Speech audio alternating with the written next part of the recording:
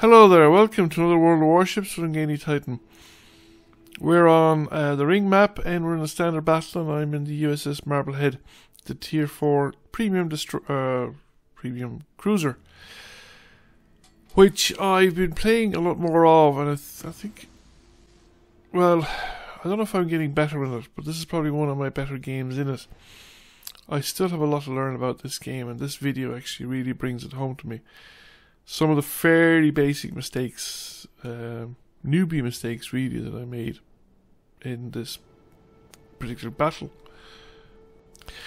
It does go and show that in any, particularly in complex games like World of Warships, World of Tanks, where watching your own replays and seeing some of the mistakes you make can actually be really, really helpful to your overall game.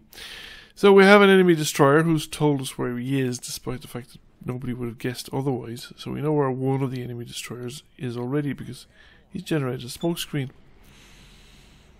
Now he may have spotted some of us, but he wasn't. I hadn't spotted him anyway. Maybe the destroyer in front had. Our Mahan is actually now launching a smoke screen, and I'm going to take advantage of it by slowing down behind it to fire at the Ishizuchi. I was going to stop. As you can see, I've now pressed stop on my speed indicator, but then I get spotted by aircraft and I decide to keep moving because it's just you're too easy a target when you're stopped, and it takes much too long really when you're under fire to get going from a stop position, whereas it's much easier to accelerate from a moving position than to a stop position. Now the first big mistake I think I make in this game is that I didn't turn to port early enough, and I'm now getting too close to the island and I didn't turn to port hard enough. So my next couple of volleys, basically, broadsides, are caught by the island. Whereas if I was 60 meters further back, maybe the distance from me to the destroyer in front of me, or whatever it is, the other cruiser, further back from the island, I might have been able to clear the island with those shots and put more rounds onto the Ishizuchi. Now, as it is, we have the Ishizuchi burning. We set a fire, he quenched the fire, and he's now going to burn the full turn because his repair, his damage control party is on cooldown. However, I thought I'd take advantage of the fact that we're first out here around the corner and do some damage to this Nuremberg, because it's worth taking cruisers out of the game. I didn't switch to armor piercing here because he's just weaving back and forth and I won't get consistent forward shots on him or broadsides on him, so I won't like to get citadel hits. But we're going to set fires, and there's another thing too, I've been rejigging the commanders, and I think I've been trying to optimize various commanders that can set fires to doing so in cases like the Marblehead and the destroyers, where I have the most likely to be using high explosives. I didn't do it with the battleships. Nuremberg is down to literally its last legs, and as it goes, probably from the secondary guns of the other Nuremberg. And Ishizuchi is back out and there's no fires burning. So we're going to send some rounds Ishizuchi's way, and shots out. Having a look at, we get a couple of shatters. Nothing exciting so far, but I should have really watched the fall of the shot there. Have to veer away with those torpedoes. Too much of a risk that I would sail the other way and sail into them, but it means I lose the broadside benefit. However, we get some more shots out, land. I love the way they land towards the stern third, and the fire goes off the midships. But you'd never know. Anyways, an Omaha right down to nothing, which again is worth taking out of the game because his guns are still fully functioning even with 1 hit point. He's gone before my shots even arrive. So we're going to start on the Ishizuchi again. Just waiting for bring the ship around. He's changed his direction because he's under torpedo attack, and that means his guns can't even come to bear, I don't think. And do we have a second fire going? And he's also, I think, decided to make a run for it. He's decided he's not hanging around here on his own against multiple ships. And we have 2 fires going on at the moment. I'm raining in fire, the destroyer's raining in fire. And is there a 3rd cruiser? There's a battleship, I think. And there is another cruiser behind me, yes. He's actually firing armor piercing.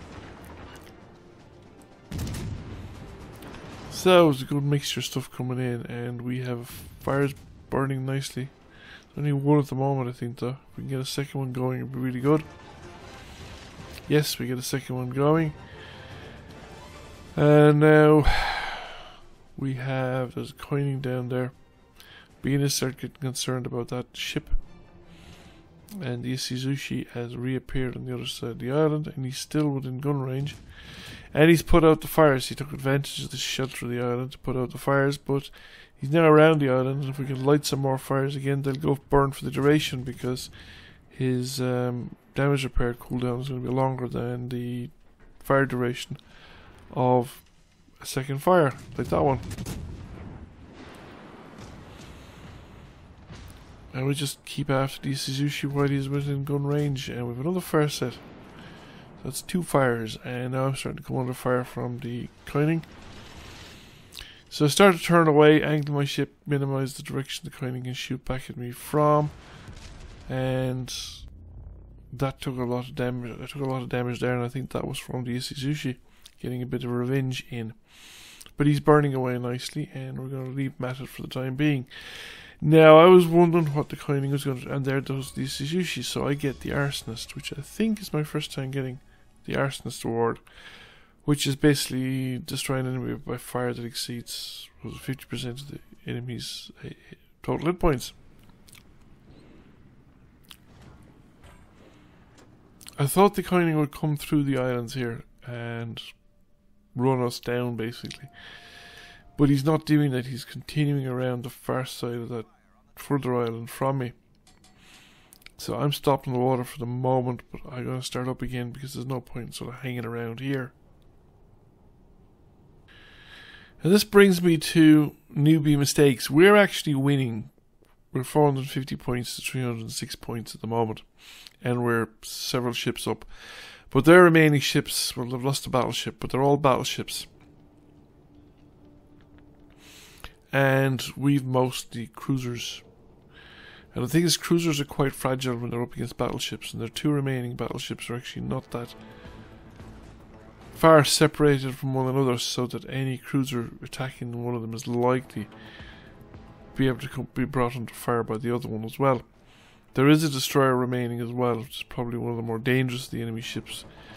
And I decided at this point to go after the destroyer, and I think that was a reasonable enough decision, but the rest of our cruisers are, one of them in particular is going to head straight for the enemy. The guys rounding the island, they're ahead of me. He's just there, see visible, going around that headland, and he is on his own against the coining, and that's a very vulnerable position for a cruiser to be in. That ideally you need more than one cruiser in the water in an area in the vicinity of ships where both of them are ganged up onto one ship. And you're still probably likely to lose a cruiser. But at least at that stage you have a decent chance of taking down the battleship, whereas cruisers going on their own against battleships, it tends to be a losing proposition in my experience. Now I was focused on the Gady here, who's generating a smoke screen. I think he was coming under fire from our battleship. Our remaining battleship is, for reasons best known to himself, heading away from everybody at the moment. And this is going to cost us significantly as well, because he's effectively out of the fight from now until very close to the end of the game.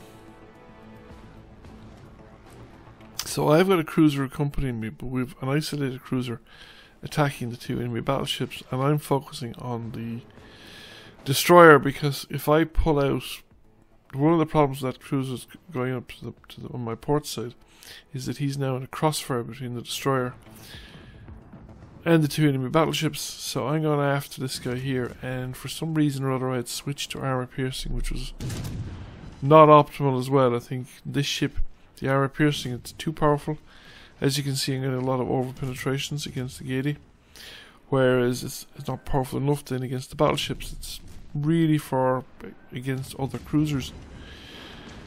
I'd been better off using high explosives. I would have taken the Gatey out of it quicker, and I might have gotten some shots in on the coining, while the other cruiser was still alive if I had stayed with high explosives. But that's only a minor consideration. The other thing is that at this point, when I was firing at the coining, I should have continued to turn to starboard, whereas I actually turned port side, heading for that island, but the island isn't big enough to screen me from both the enemy ships. So I'm in kind of trouble here. And the other thing is that I'm probably at, well, okay, I'm inside my detection circle, but I'm actually fading in and out of view range. So I could probably have broken contact here as well, if I had been a bit more alert to the possibility. But at the time I just thought I was stuck here. And as I was spotted the whole time, there was nothing to lose by firing my guns. So insufficient situational awareness is also a factor. The other factor is that none of the other ships, I've lost my companion cruiser that was behind me, and none of the other ships are actually in close enough position to assist me in any way. So I'm on my own. I'm isolated with 2 battleships, which is a really bad place to be, and I don't have the sort of situational awareness, I suppose, and tactical clues to get out of the situation, because I'm backing off here and I go actually unspotted in a moment. And if I'm unspotted right now, if I never fired my guns, which I did, I'd have probably remained unspotted and I could have gotten out of the situation. I wouldn't have a lot of hit points left, but I could have gotten out of the situation, whereas by firing the guns I guaranteed that I was going to be reacquired as a target, and there was no real escape for me from that point onwards. One of the incoming broadsides was going to take me out, and there we go, that's it. Some more minor damage, and that's it. This guy's now finally getting within range, and these ships are steaming away from him, you see. So he's going to have a hard time getting torpedoes to catch up, with a reasonable chance of the ship being still on the same course as it was when he left, because I think that ship is, I'm not sure if he's aware of his existence. He probably is, but he certainly is not. He's not heading this way, and he's not travelling in a straight line.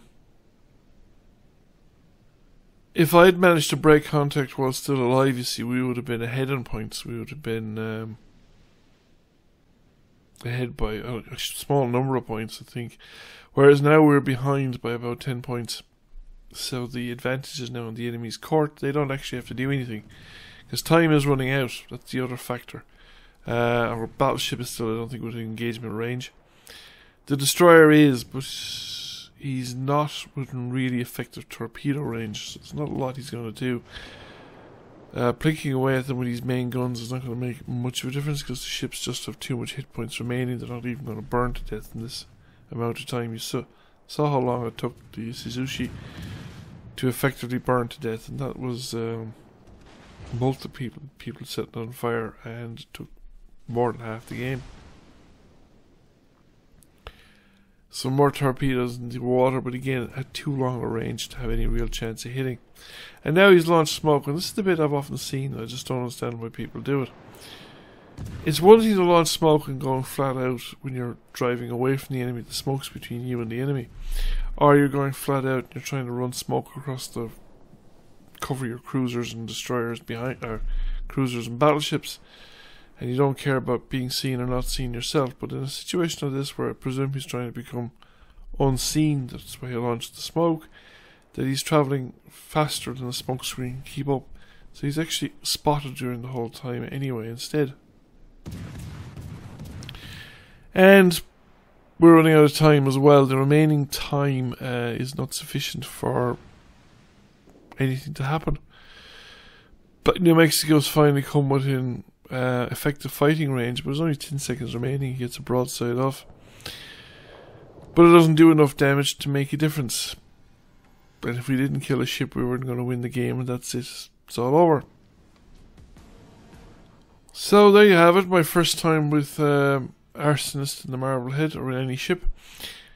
Marred by a few mistakes made by myself that hopefully I will learn from, that I will develop a better tactical situational awareness, and that I will do a lot better the next time.